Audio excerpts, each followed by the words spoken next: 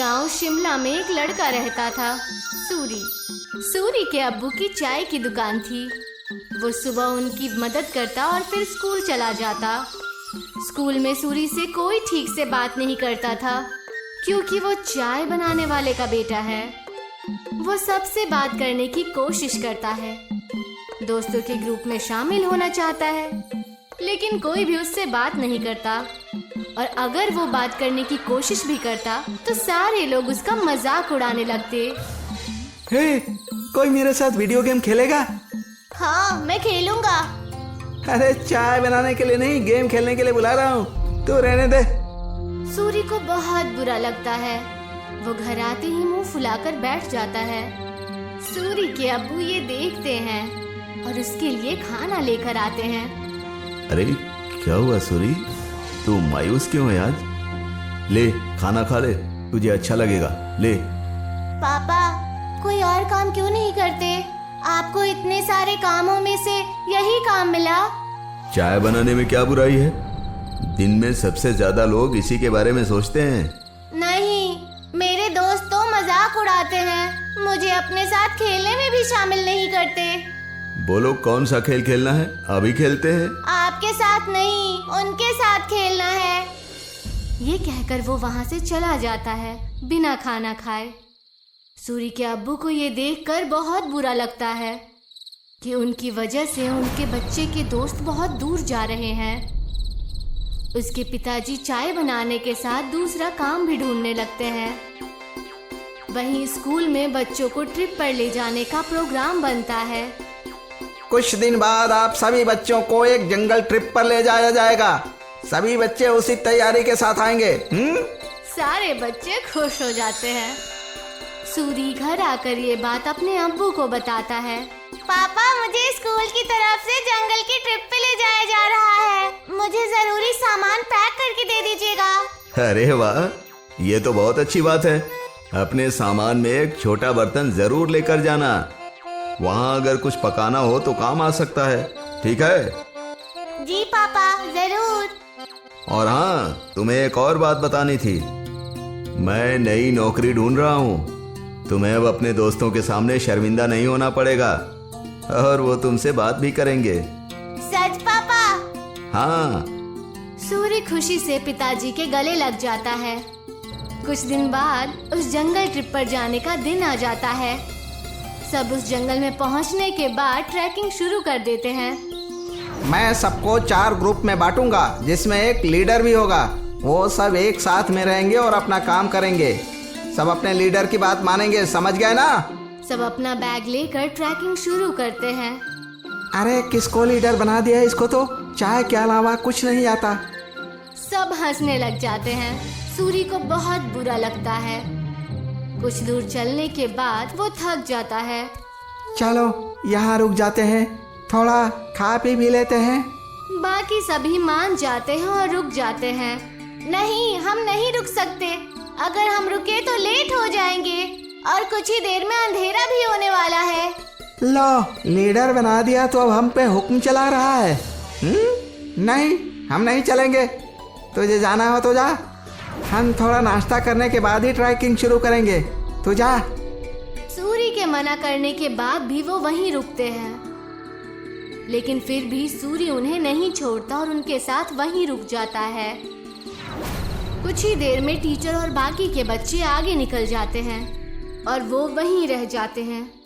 थोड़ी देर आराम और नाश्ता करने के बाद वो अपनी ट्रैकिंग शुरू करते हैं, लेकिन जल्द ही सूरज डूब जाता है और अंधेरा हो जाता है। अरे ये तो अंधेरा हो गया, अब तो रास्ता भी समझ में नहीं आ रहा। बाकी बच्चे भी डरने लग जाते हैं। कुछ ही वक्त में ऐसा मोड़ आ जाता है जहाँ से रास्ता पता करना मुश्किल हो जाता है और उन्हें वहीं ठहरना पड़ता है। अब तो मुझे भी रास्ता नहीं पता। मेरे ख्याल से हमें आवाज लगानी चाहिए। तुरंत ही वो चारों टीचर और अपने क्लास के विद्यार्थियों को आवाज लगाते हैं, लेकिन बात नहीं बनती। हाँ, टीचर टीचर, अरे कोई हमें सुन रहा है? हम खो गए हैं, कोई है? सब चिल्लाते हैं लेकिन कोई भी जवाब नहीं आता। लगता है हम बहुत पीछे रह गए हैं। हमें आगे का रास्ता नहीं पता, इसीलिए हमें यहीं रुक जाना चाहिए। हो सकता है अगर आगे गए तो रास्ता भटक जाएं। नहीं, हमें कोशिश करनी चाहिए, क्या मालूम हम सही जगह पहुंच जाएं। रात बहुत हो चुकी है, जानवरों का भी डर है। टीचर थोड़ी देर में हमें खोजते हुए आ ही जाएंगे। हमें यहीं रुकना चाहिए। सबको उसकी बात ठीक लगती है और वो लोग वहीं रुक जाते हैं। कुछ ही देर में रात हो जाती है और तेज ठंडी हवा बहने लगती है और उनके पास बचा खाना भी खत्म होने लगता है। हाँ, अब तो हमारा खाना भी खत्म हो जाएगा और पानी भी खत्म हो जाएगा। अब भी कहता हूँ मैं, हमें चलना चाहिए। अरे लेकिन जाएंगे कहाँ? रास्ता तो बंद है। मुझे तो बहुत डर लग रहा है, कहीं कोई जानवर ना हमें खा जाए। मुझे तो बहुत ठंड भी लग रही है। हाँ मुझे भी। मैं आग जलाता हूँ और सब लोग आग जलाते हैं। कुछ देर जलने के बाद आग कम होने लगती है। हम क्या करेंगे, इतनी ठंड है, आग भी खत्म हो रही है। जानवर से नहीं तो ठंड से ठिठुर कर मर जाएंगे। सूरी कुछ सोचता है और कहता है, मेरे पास एक आइडिया है। मेरे पास बर्तन और चाय की पत्ती रखी हुई है बैग में। वो आग बुझने के बाद तक गर्म रहेगी तो हमें भी गर्म रखेगी। सूरी तुरंत वो बर्तन निकालता है और सब उसे अपना पानी दे देते हैं, लेकिन फिर भी पानी कम पड़ता है। वहीं पास में जमीन पर बर्फ पड़ी होती है। वो उसे उठा लेता है। जैसे ही काली चाय बनती है, आग खत्म हो जाती है। सबको बहुत अच्छा लगता है। उसे पीने के बाद सब तारीफ भी करते हैं, लेकिन अयन सिर्फ चुपचाप चाय पीता है। कुछ ही देर में उन्हें पत्तियों की आवाज आती है और वो अपने पीछे की तरफ देखते हैं। वो देखते हैं कि उनके टीचर आ रहे हैं। सब राहत की सांस लेते हैं। कैंप में पहुंचने के बाद जब टीचर उनकी तारीफें करते हैं तो अयन कहता है कि वो महफूज उनके लीडर सूरी की वजह से है। ये सुनकर सूरी को बेहद खुशी होती है। सूरी की कहानी सुनकर सब उससे दोस्ती करने आते हैं। अगर आज सूरी को चाय बनानी नहीं आती तो शायद सब उसके दोस्त नहीं बनते। आज पहली बार उसे चाय वाला होने पर खुशी हो रही थी।